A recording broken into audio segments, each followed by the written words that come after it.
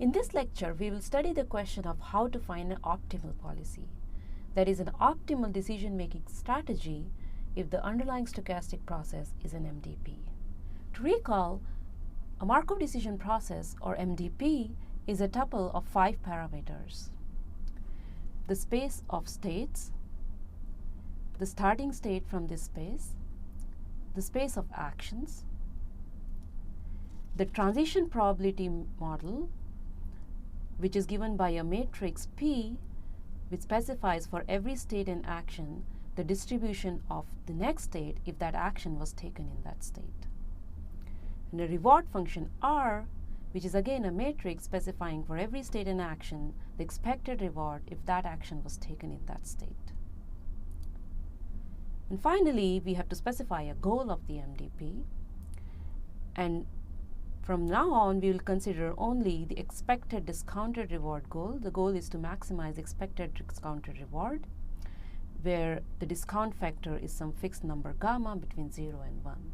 The expectation here is taken over the randomized rewards, the state transitions, as well as any possible randomization in agent's actions. The question that we ask in this lecture is, how should the agent choose actions so as to maximize the total discounted reward? Note that the agent's actions not only affect the immediate rewards, but also the future states and the future rewards. So the agent needs to choose these actions strategically in order to maximize the overall sum of discounted rewards, the overall goal. This is formalized through the notion of a policy. A policy is a mapping from states to actions. Following a policy pi at some time t means that if the current state is st, then the action taken by the agent in that state at is given by pi's of st. Going back to the robot control example, suppose you decide that the robot, whenever it is in a standing position, will walk and not run. This is a policy, a very conservative policy which says that the robot should always walk from the standing position. The question we asked in this lecture is, how should an agent choose actions so as to maximize the total sum of discounted rewards? Note that an agent's actions not only affects its immediate, the current rewards, but also the future states and the future rewards. So the agent needs to choose its actions strategically in order to maximize the overall sum and to attain the optimal goal. This is formalized through the notion of a policy. A policy is a mapping from states to actions.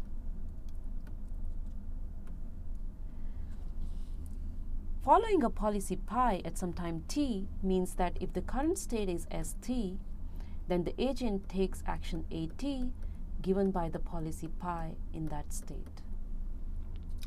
Going back to the robot example, suppose you decide that the robot, whenever it's in a standing position, it will walk and not run. Now this is a policy. A more complex policy would be that the robot walks if it is more than 2 steps away from the target location. Otherwise, it runs. This is also a policy which is more conservative in states far away from the target and less conservative or aggressive in states closer to the target. In general, an agent can change policies over time. Maybe initially it decides that it will always walk in standing state, but later on it changes to saying that it will always run. In this case, the agent is using different policies and at different time steps. On the other hand, if the agent picks the actions at all time steps using a single policy pi, then we say that the agent is using a stationary policy.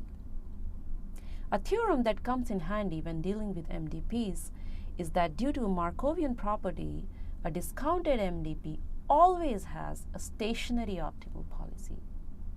That is, there always exists a fixed policy such that taking the actions specified by that policy in all the time steps would achieve the maximum discounted total reward.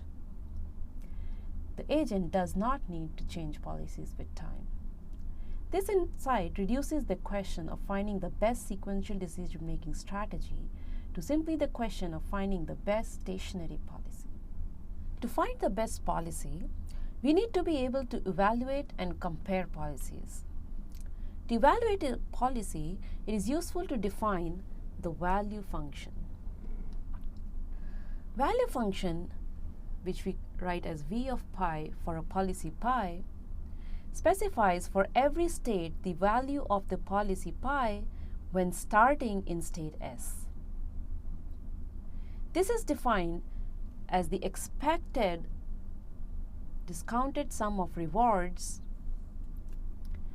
if the agent starts in state S and then follows the policy pi forever.